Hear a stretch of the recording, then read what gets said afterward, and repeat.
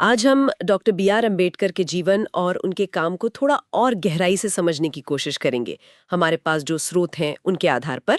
हाँ, ये स्रोत उनके सामाजिक, राजनीतिक, कानूनी, यहाँ तक कि आर्थिक विचारों तक फैले हुए हैं। बिल्कुल। और हमारा मकसद है ये देखना कि भारतीय समाज पर उनके काम का कितना गहरा असर पड़ा, वो कौन से बड़े बदलाव थे जो उन्होंने लाए। हाँ, और उनका सफर भी देखिए ना। बचपन में इतना भेदभाव सहा और फिर आगे चलकर भारत का संविधान बनाने में इतनी बड़ी भूमिका निभाई। कमाल की यात्रा है। तो चलिए शुरू करते हैं।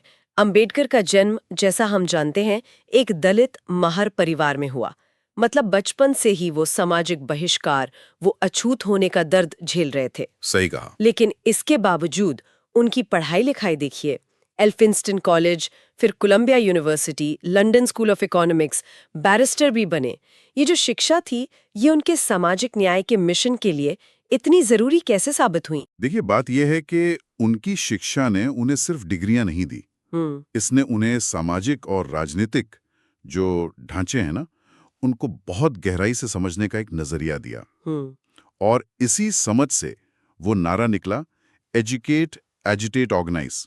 मतलब शिक्षित बनो, संघर्ष करो, संगठित रहो। हाँ, ये बहुत मशहूर नारा है। बिल्कुल। और इसी सोच के साथ देखिए 1920 में उन्होंने मूक नायक शुरू किया। गूंगों का नेता। हाँ, बिल्कुल। और फिर 1924 में बहिष्कृत हितकारिणी सभा। ये सब इसलिए ताकि दलितों को अपनी आवाज मिले, उनमें एक चेतना जागे। हाँ। सामाजिक और शैक्षिक रूप से। और उनके जो सामाजिक आंदोलन थे, वो भी तो बड़े जोरदार थे।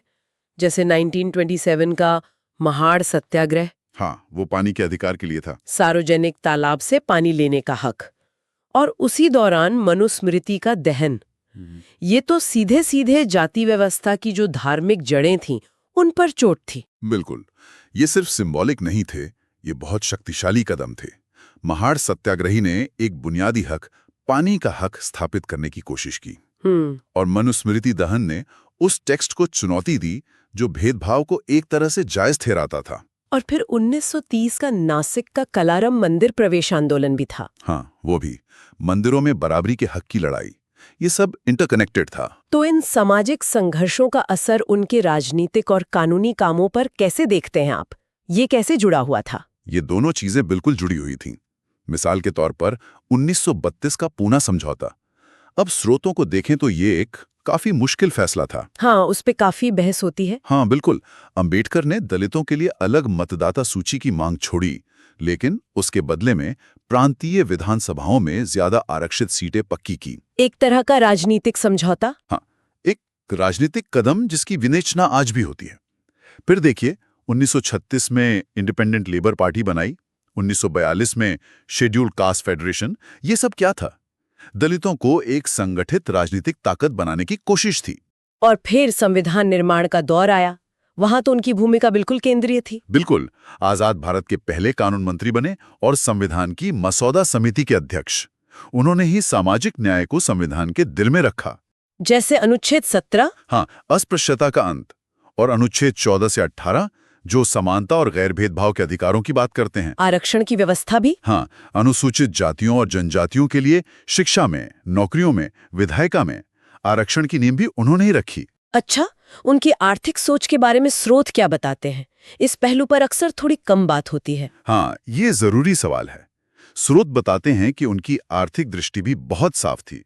उन्होंने खेती और मजदूरों के शोषण का विरोध किया, खासकर वो जो महार वतन था। हाँ, वो पारंपरिक बंधुआ मजदूरी जैसा। बिल्कुल। और खोटी सिस्टम भी, जो जमींदारी शोषण का एक रूप था, उसका कड़ा विरोध किया। वो औद्योगिकरण के हिमायती थे, योजनाबद्ध विकास के। जैसे दामोदर घाटी परियोजना। हाँ, बिल्कुल। और शिक्षा को आर्थिक तरक्की का जरिया मानते थे। इसीलिए 1945 में पीपल्स एजुकेशन सोसाइटी बनाई, स्कूल कॉलेज खोले ताकि वंचित तबके के बच्चे पढ़ लिख कर आगे बढ़ सकें। वापस आते हैं मनुस्मृति दहन और धर्म परिवर्तन पर। 1956 में उनका बौद्ध धर्म अपनाना, क्या ये उसी सोच का एक अगला तार्किक कदम था? हाँ, निश्चित रूप से।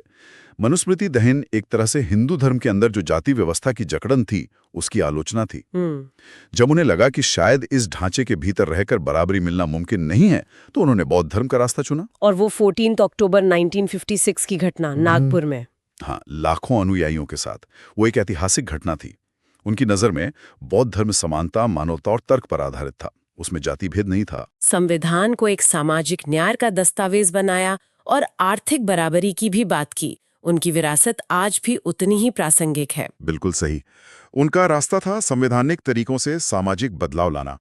6 दिसंबर 1956 को उनका महापरिनिर्वाण हो गया, लेकिन उनके विचार वो आज भी भारतीय लोकतंत्र और सामाजिक न्याय के संघर्षों की बुनियाद हैं। अंत में एक सवाल शायद सोचने के लिए छोड़ा जा सकता है। सामाजिक बदलाव के लिए संवैधानिक और कानूनी रास्ते अपनाने की जो अंबेडकर की रणनीति थी, वो आज के दौर के जो सुधार आंदोलन है, उनको किस तरह से दिशा दिखा सकती है या प्रेरित कर सकती है?